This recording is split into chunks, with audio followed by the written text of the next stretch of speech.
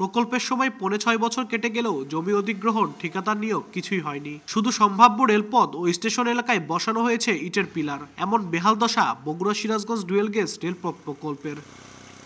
প্রকল্প সংশ্লিষ্টরা জানায় 2017 সালে ভারতের লাইন অফ ক্রেডিটের আওতায় 85 kilometre Bogura Sirajganj dual gauge রেলপথ প্রকল্প বাস্তবায়নের উদ্যোগ নেওয়া হয়। 2018 সালের 1 আগস্ট থেকে প্রকল্পের কাজ শুরু হয়। 3 দফায় সময় বাড়িয়ে এখন প্রকল্পের মেয়াদ ধরা হয়েছে 2026 সাল পর্যন্ত। তবে ভারতীয় ঋণ না আসায় প্রকল্পের কাজ এখন পর্যন্ত নকশা ও পরামর্শক নিয়োগে আটকে আছে।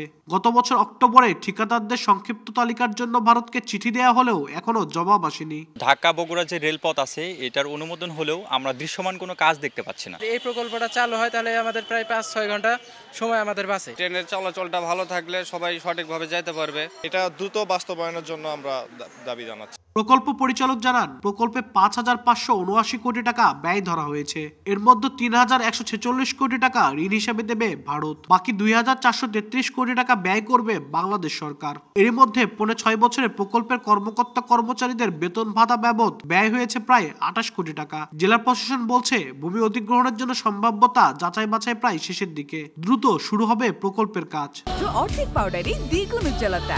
নতুন রিন অ্যাডভান্সড অর্ধেক পাউডারে দ্বিগুণ উজ্জ্বলতা। চূড়ান্ত অনুমোদন হয়ে আসলে তারপরে আমরা ক্ষতিপূরণগুলো নির্ধারণ করব। ক্ষতিপূরণ দিলে তখন আমাদের একুইশনের পার্টটা শেষ হবে, ভূমি অধিগ্রহণের পার্টটা।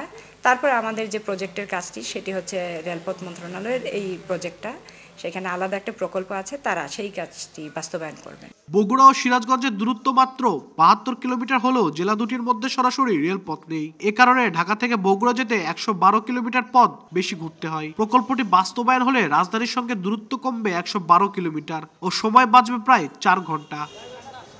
আব্দুল আউয়াল, সময় সংবাদ, বগুড়া।